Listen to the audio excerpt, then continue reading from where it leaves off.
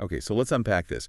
Because right now, today, Sunday, June 28th, 2026, there is an invisible heist happening all around you. Yeah, and it is happening on a scale that is honestly kind of difficult to comprehend. Right, it really is. Yeah. We are talking about nation-state intelligence services, Yeah. highly funded criminal organizations, and they are intercepting encrypted network traffic globally. Just sucking it all up.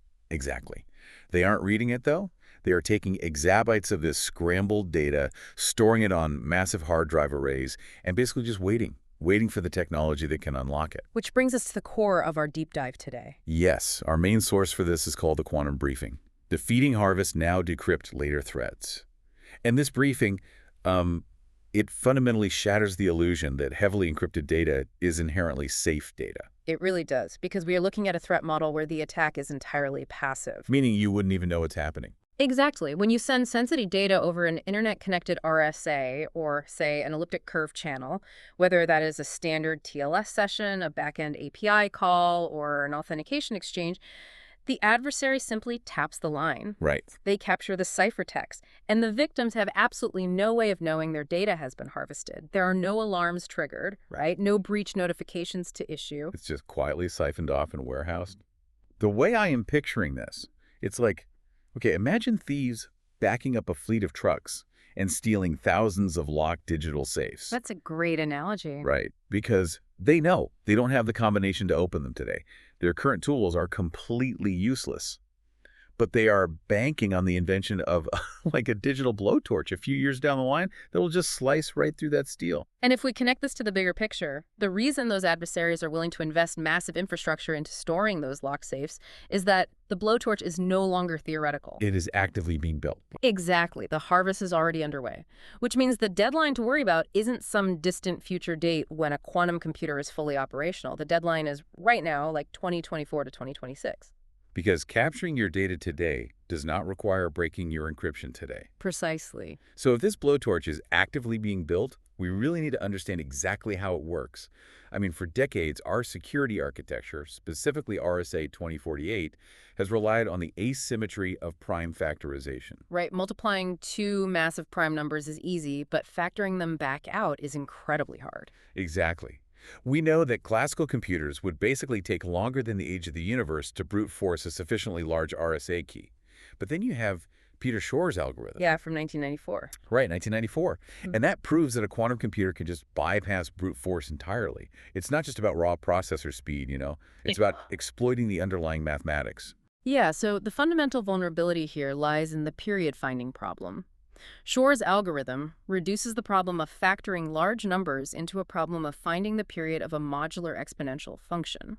Which sounds incredibly dense, but... Well, a classical computer has to check these values sequentially, right? Yeah. Which scales exponentially and creates that billion-year roadblock you mentioned. But a quantum computer uses qubits. Operating in superposition. Exactly. So it evaluates the entire domain of that function simultaneously. But wait, superposition alone isn't what gives you the answer, right? Because I was reading that it just gives you a massive cloud of probabilities. Right. You need something to sort through the noise. Yeah, and the real magic of Shor's algorithm is quantum interference. It acts almost like mathematical noise-canceling headphones. Oh, that is a really good way to put it. Thanks. It uses a quantum Fourier transform to manipulate those probabilities so that all the incorrect periods destructively interfere with each other. They literally cancel out, while the correct period constructively interferes and amplifies. So when you actually measure the qubits, the correct answer practically jumps out at you in a matter of hours. Hours instead of billions of years. It's wild. It is. That exploitation of periodic mathematical structure is exactly what demolishes public key cryptography. But, bringing that math into the physical world is the primary engineering hurdle. Because the hardware is super finicky. Extremely. Yeah. You cannot just run Shor's algorithm on a few dozen unstable physical qubits. The environment has to be perfectly controlled. Thermal fluctuations, electromagnetic radiation, even cosmic rays cause physical qubits to lose their state. Which is called decoherence. Exactly. Which brings up a critical debate happening in boardrooms right now, because I hear this pushback a lot. Yeah. The brief states that breaking RSA 2048 requires around 4,000 logical qubits. Right. Pristine, error-corrected qubits. Yeah.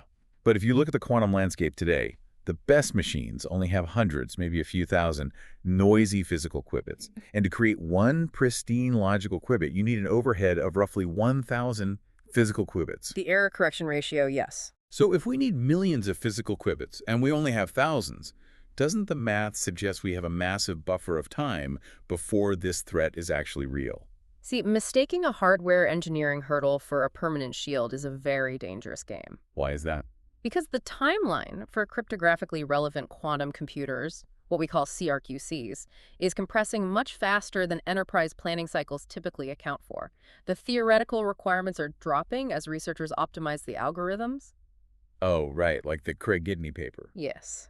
In May 2025, Craig Gidney published research demonstrating that RSA 2048 could be factored in under a week with fewer than 1 million noisy physical qubits. Under a million, wow. Yeah, and the numbers for elliptic curve cryptography are even more aggressive. The brief cites Babush and his team from March 2026. Just a few months ago. Right. And they estimated that attacking SecP 256K1, which, by the way, secures a massive portion of the digital economy, would require fewer than 500,000 physical qubits under specific architectures. So the window is definitely closing.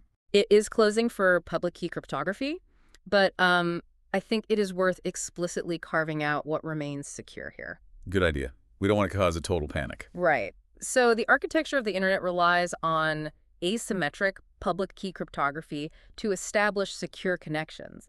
But once that connection is established, the actual data is encrypted symmetrically, typically using AES 256. Right, and AES 256 doesn't rely on the periodic math that Shor's algorithm exploits. Exactly. So a quantum adversary would have to use a different algorithm, like Grover's algorithm, against AES.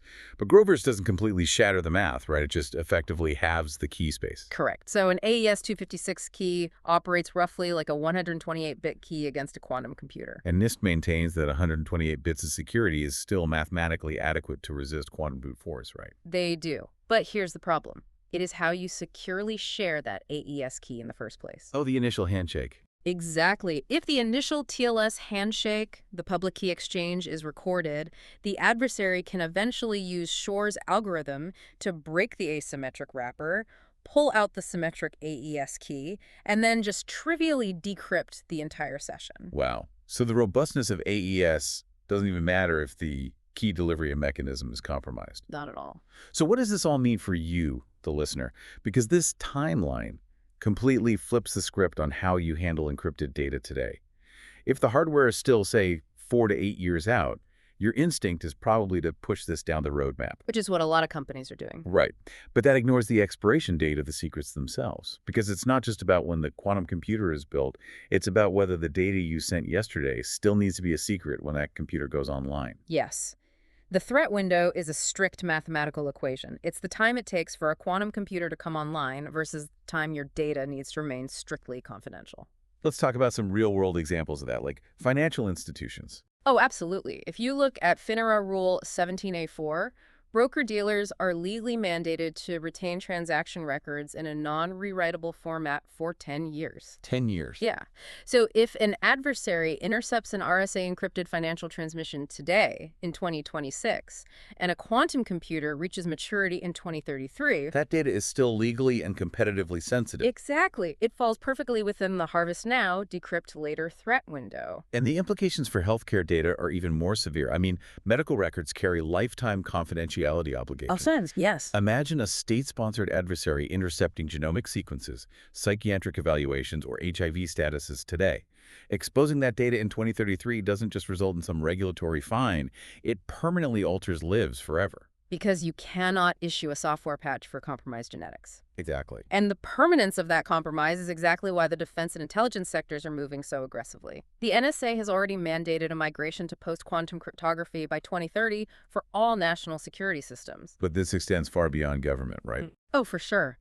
Any technology or SaaS company whose entire business trust model relies on public key infrastructure, document signing, or secure API communication is fundamentally at risk today. So if encrypted health and financial data is already sitting on adversary servers passing its expiration date, we cannot just wait for a physical quantum computer to be built to see if we're vulnerable. No, we have to act now. We have to simulate that exact mathematical attack against our infrastructure today. And that brings us to the real-world testing. That's exactly what the brief details in the TAI Creative pen test from just this month, June 2026. Yeah, engagement, TAI QPT 2026-001. It is a phenomenal case study in bridging the gap between theoretical physics and practical cybersecurity. What exactly did they do? Well, TAI Creative ran a full quantum penetration test against their own live infrastructure, targeting api.keyon.com and tcreative.co. And phase one of this was building a cryptographic bill of materials, a CBOM. Because you have to map exactly what algorithms are protecting your network before you can fix anything. And they found the expected RSA 2048 and ECC 256 certificates immediately, which makes sense. But the most alarming discovery was that the tcreative.co domain was actively negotiating AES 128 GCM SHA 256 for symmetric encryption. Right. And classically, AES 128 is considered highly secure. But against a quantum computer. Apply Grover's algorithm to that cipher, and the effective security is slashed in half. So that AES 128 connection drops to a 64-bit equivalent. And a 64-bit encryption standard is basically nothing. It's dangerously trivial for a quantum adversary to break. It effectively renders the connection completely transparent. Yes, it does. But phase two of this engagement is where the math becomes tangible. This is where it gets really interesting. Right, because they didn't just audit the certificates. They ran a literal Shor's algorithm proof of concept using the Qiskit Air simulator. They constructed a quantum circuit with 12 qubits, a depth of 7 layers, and 22 gates. Wait, only 12 qubits? What were they trying to break? Well, the target of the simulation was highly simplified, right? They were just factoring the number 15 into 3 and 5. Okay. But the purpose wasn't the arithmetic. The purpose was proving the quantum interference architecture. Across 4,096 shots, the algorithm successfully identified the correct mathematical period with a 66.7% success rate. Wow. Yeah. What's fascinating here is that the architecture works precisely as theorized. So it is the exact same circuit structure that, if scaled up to those few thousand logical qubits, would instantly shred the TLS certificates protecting their API endpoints. Exactly. It scales directly. But phase 3 of the pen test is where the reality check hits. Because they weren't just looking for quantum vulnerabilities, they uncovered massive classical flaws too. Yes, they did. They found unauthenticated, high-severity API endpoints exposing internal database host names and project UUIDs. They also discovered cross-origin resource sharing misconfigurations that allowed credentialed local host requests directly to the production API. Classical vulnerabilities completely amplify quantum risks. It's like rigorously installing a massive futuristic force field around your house to protect against a time-traveling high-tech burglar, only to realize you accidentally left the physical front door wide open for a regular thief today. That is exactly what it's like. That zero-day reality is critical. I mean, if an adversary can simply walk through an unauthenticated API endpoint and pull the database today, they don't need to spend exabytes of storage harvesting your encrypted data for tomorrow. Right. Securing the classical perimeter is step 0 of any quantum migration. Okay, so if the pen test proves the math works, and Shor's algorithm absolutely obliterates prime factorization, the only way out is abandoning prime numbers altogether, right? Yes. We need a completely different mathematical foundation, and thankfully, the global cryptographic community has finally delivered it. Let's talk about the shield. Yes. In August 2024, the National Institute of Standards and Technology NIST finalized the post-quantum cryptography standards. These are the final ones. Yes, these are not drafts or proposals anymore. They are published, stable, and mathematically vetted algorithms ready for immediate enterprise deployment. There are 3 critical standards you need to understand here. First is FIPS 203, previously known as ML-KEM or Kyber. This is the urgent one. Very urgent. It replaces the key exchange mechanism in TLS, which means it is the direct countermeasure to the Harvest-Now-Decrypt-Later threat we've been talking about. Right. Then we have FIPS 204, or ML-DSA, which replaces RSA and elliptic curve for digital signatures. So securing things like document signing, code signing, and JSON web tokens. And finally, FIPS 205 is a backup hash-based signature algorithm designed to provide cryptographic diversity just in case a vulnerability is found in the primary standards. And the ingenuity of FIPS 203 and 204 is that they completely discard the prime factorization model. Instead, they rely on lattice-based cryptography, specifically a concept called learning with errors. Okay, can you give me a plain language breakdown of lattice math? Because instead of relying on the difficulty of finding prime numbers, lattice math is like trying to find the shortest path between 2 points in a massive multi-dimensional grid. That is a perfect way to visualize it. Imagine a massive grid that doesn't just go up, down, left, and right, but stretches across hundreds or even thousands of dimensions simultaneously. My brain hurts already. Right. So in a lattice-based system, your public key is essentially a set of linear equations pointing to a specific intersection in that grid. But, and this is the key to learning with errors, you deliberately add a precise amount of mathematical noise to those equations. Wait, so you make them intentionally wrong? Yes, they are intentionally slightly wrong. So to an attacker, whether they're classical or quantum, trying to solve those equations just looks like pure statistical noise. They're essentially wandering around a 500-dimensional fog. Exactly. But the private key is the secret geometry. It's the exact mathematical map needed to perfectly subtract that noise and reveal the true coordinates.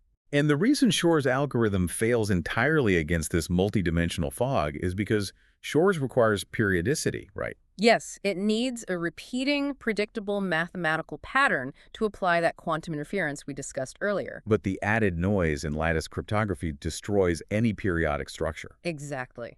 There is no rhythm for the quantum computer to latch onto, rendering its primary advantage utterly useless. It is forced to guess and check, just like a classical machine, and the sheer vastness of the lattice makes brute force impossible. That is a brilliant mathematical countermeasure. But let's be real, ripping out the foundational security of the internet and replacing it with multidimensional lattice math is not a seamless software update. Oh, definitely not. The brief emphasizes a hybrid PQC approach, which means running both the traditional algorithms and the post-quantum algorithms simultaneously. Because hybrid PQC ensures vital backward compatibility. You wrap your payload in a classical AES and RSA or ECC exchange, and then wrap that entire package inside the new post-quantum lattice shield. So if an adversary harvests it, they have to break both the classical encryption and the lattice math to read the data. Right. But running a hybrid model introduces severe operational friction. I mean, if you look at the key sizes for FIPS 203 compared to elliptic curve, the lattice keys are significantly larger. They are huge by comparison. Yeah. When a server negotiates a TLS handshake, you are suddenly transmitting a lot more data. That means larger packet sizes, potential packet fragmentation, increased network latency, and a much higher CPU load just to handle the encapsulation and decapsulation of the keys. And network engineers are going to feel that friction immediately, especially in high-frequency trading or low-latency microservices architectures. But the friction is non-negotiable at this point. Because of the regulation. Right. The regulatory environment is violently accelerating. The EU's Digital Operational Resilience Act, DORA, already took effect in January 2025. Yep. The NIS2 directive mandates strict crypto agility by the end of 2026. And the 2028 executive orders in the U.S. demand fully quantum-ready migration plans across federal agencies and their contractors. So companies have to start now. The brief outlines a rigorous 4-step business plan for navigating this. First, execute the cryptographic bill of materials. You basically cannot protect what you haven't mapped. Step 1. Right. Second, identify your long-lived secrets data that retains its value well past 2035.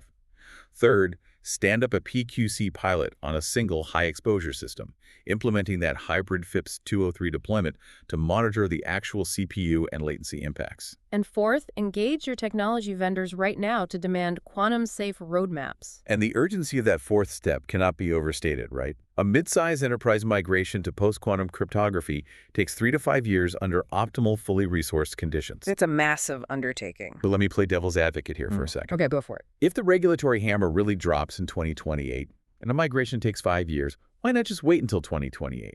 Let the massive tech companies figure out the friction, buy whatever optimized off-the-shelf solution exists then, and just avoid the pain of early adoption entirely. Well, if you wait until 2028, you're basically colliding with physics, economics, and catastrophic vendor bottlenecks. How so? In 2028, every enterprise on the planet will be simultaneously scrambling to meet those same regulatory deadlines. Certificate authorities, cloud providers, and hardware security module vendors simply will not have the engineering capacity to handhold every late adopter. Right, there'll be a massive traffic jam. Exactly. But more importantly, waiting ignores the biggest wild card in the timeline, artificial intelligence. Oh, right, the brief explicitly highlights Google's Willow processor in this context. Yes. The long timeline to a mature quantum computer relies on the assumption that quantum error correction, turning those thousands of noisy physical qubits into one pristine logical qubit, is a slow, methodical hardware evolution. Right. But managing that noise is fundamentally a massive classical computing problem. Google's Willow processor and similar architectures are now using AI-assisted decoding to manage that error correction in real time. So machine learning is effectively shortcutting the hardware roadmap. Precisely. If AI accelerates the timeline to logical qubits and you wait until 2028 to begin a 5-year migration, you might finish your deployment in 2033. Only to realize the quantum blowtorch went online in 2031. And you lose the data. Man. What this briefing ultimately forces us to confront is a total paradigm shift in how we evaluate risk. We can't rely on the physical limitations of today's quantum hardware to protect the data we transmit right now. No, we absolutely can't. From understanding the strict expiration dates on our most sensitive secrets, to simulating the Shor's algorithm attack against our own infrastructure, the mandate is incredibly clear. The NIST lattice-based standards are finalized, and deploying a hybrid post-quantum architecture is the only way to lock the digital safes before they're stolen. It is a profound transition period for global cryptography. I mean, the vulnerability is mathematically absolute, but the defense is published and actionable. Securing the classical perimeter while deploying the quantum shield requires immediate, decisive action. It really does. Thank you for joining us on this deep dive. Our goal is always to synthesize the complexity of these threats, keeping you informed, ahead of the curve, and equipped to ask the right questions in your own organizations. Because you are basically the smartest person in the room on this topic now. But before we sign off, there is one final detail buried in the mathematics of this brief that demands some attention. Oh, right. This raises an important question because it is a detail that completely destabilizes an entire sector we barely even touched on today: cryptocurrency. Yeah, this is wild. The entire architecture of decentralized finance and cryptocurrency wallets relies heavily on elliptic curve cryptography. And as we established earlier, Shor's algorithm can flawlessly derive a private key if it has access to the public key. Wait, so if you've ever broadcast your wallet's public key on-chain, which, by the way, is the fundamental mechanism for transacting on a blockchain. That key is permanently public. Always. A sufficiently powerful quantum computer could simply sweep the chain, derive the private keys from the public ledgers, and empty the wallets. It's just completely invisibly, with perfectly valid cryptographic signatures. Exactly.